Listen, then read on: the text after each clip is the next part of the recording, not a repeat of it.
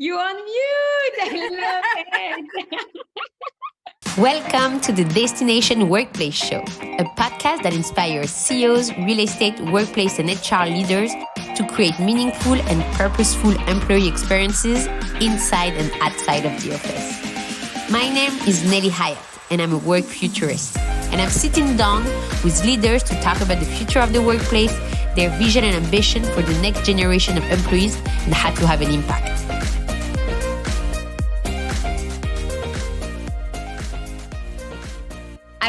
I haven't worked at Twitter, but I feel I've been to the school of Twitter because so many Twitter moved to Stripe when I started at Stripe. And people were talking about Twitter as being really avant-gardist and being the first one to really take the office as a tool to create connection, to create brainstorming, innovation, collaboration. I think we have always been really intentional about the workspace, right? You know, sometimes people think about facilities and workplace operations as being like this extra thing that's kind of outside the core business. But I really disagree. I really think that it underpins everything that an employee experiences, you know? And this past year has really widened that scope. It's given folks who are leading real estate just so much more opportunity to look at how folks work, and kind of regardless of where they're located, regardless of the four walls of the office, just really thinking about it across a whole experience. I love what you said. And also, I think you mentioned two things. You mentioned that it opens more room for us to add under our scope. Like it's not just the experience in the office, it's the experience outside of the office also. And for me, I've been thinking that you also create more roles, because when you were head of real estate and workplace, that was the end of the road. Like it was not obvious that then you moved to a head of people role or CFO. Like, it was the end of the road, and yet there was still plenty to do. So now I think thinking beyond the office really bring this idea that there's a lot more gaps or holes that no one was taking care of, and maybe that's now our new job. Agree.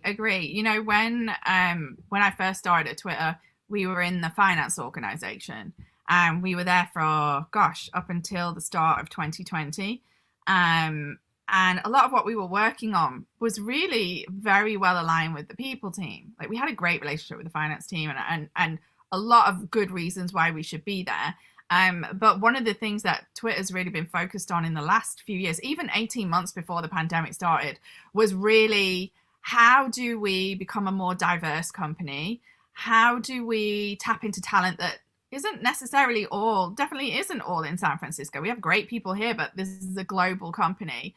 And how do we have more inclusivity around people who work in different ways, like folks who want to be remote? It's crazy that somebody should want to leave San Francisco for a life decision. Maybe they want to go back to family or move somewhere else. And we have to say, oh, well, sorry, we don't have an office there, so goodbye. And that's a really amazing person that we would want to keep. Why wouldn't we think about having more remote people? And more locations where we potentially don't have an office? And so we were thinking about that a long time before the pandemic, and making moves to decentralize the company whilst keeping, you know, a really solid presence in San Francisco, because that's where we were born, you know. And so at the start of last year, we moved actually to the people team. And when I first joined that team, my new boss, Jennifer Christie, who heads up the people team, said to me, you know, workplace is wherever you work. It's not defined by the four walls of an office. And so you should take and add the remote experience or remote strategy to your piece of the world, because we really want to take a holistic view to it and work together as a people team on this and leverage all the expertise that we have within workplace to create that remote workplace and make it as awesome as being an office, make it as valid a choice as being in the office, and ensure that those folks who are remote have, you know, access to the same cultural experiences and get to participate in projects that were just as good and have the same career opportunities, you know. And I don't think that was the case until we all went out for the pandemic, and suddenly we're all experiencing it, right? We're experiencing all the things we don't like about being remote, and we're experiencing the things we really do like about being remote, the flexibility and all of that. And the remote people are seeing that now we're having these sorts of meetings and everybody's in the same boat and everybody's a small block on a screen, that they're actually getting more of a say. And they're also getting to show to us, hey, look at all these things that we're frustrating about being remote, so that it gets addressed and then factored in as some of us choose to go back into the offices, some choose to stay remote, and some kind of are in the middle, doing a bit of both. Yeah, exactly. I think we're going to find a lot more fluidity, because even someone who has to move to a different city to be with family, they want to pop in sometimes, travel and say, hi, I want to meet my friend, or there's this event that I want to join in person, but this one I'm okay to take it from home. Like, people are going to find their own balance of how much travel they want to incorporate in their life, how much commute they want to incorporate in their week. And this is how they'll use the office for that. I foresee a world where people would go to the office without their laptop. They'd be like, oh, that's my day to recharge, or that's my day to socialize, or that's my day to have no distraction, so I can really think about this challenge that I'm trying to overcome, or this project I'm trying to finalize. That's one thing I'm like, yeah, we were spending a lot of time in the office behind our screen. So maybe we're going to retweak it to make it more healthy. I agree. And I feel like you really hit the nail on the head there with the office and what it represents. It's definitely an interesting time, but I feel like there's so much that we've learned over the last year and a half that we should keep and not revert to old behaviors when we get back into the office. Because I look at our remote employees, and the number that we have is if they were an office, they'd be our second largest US office. So we really need to be intentional about it, Exactly. And also, I think without even using the word equity, you mentioned it, because in the office, it was very unequal. You had to force yourself to get that information because it was not written anywhere.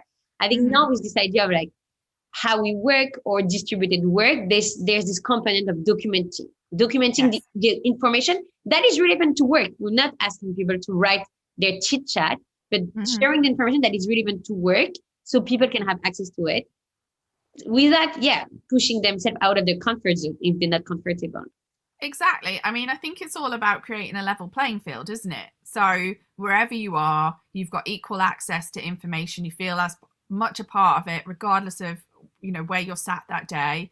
I know that we've leaned into a lot of asynchronous work because also, we're a global company too. So we're in different time zones. So even if you are in an office, you can't be in the room all the time because you might be asleep. It's just the wrong time of day for you. And by having asynchronous docs, it means that folks can jump in, make comments, get up to speed.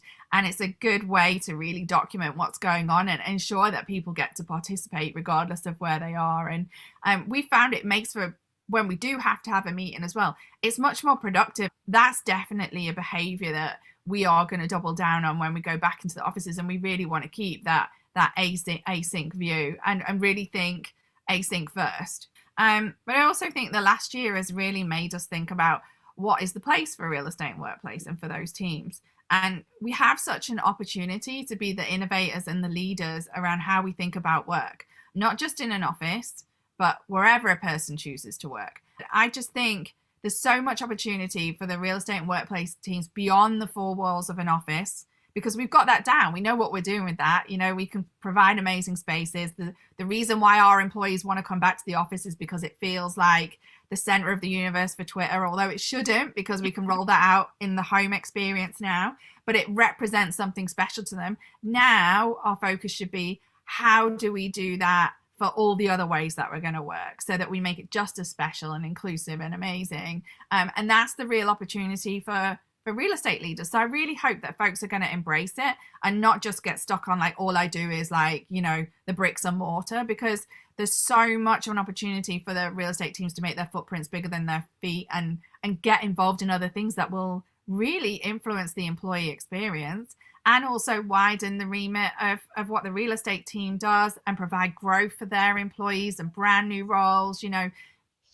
Thank you so much. I think we're going to end on this because it's a pleasure. It was so good to see you. Thank you so much, Tracy. It was amazing.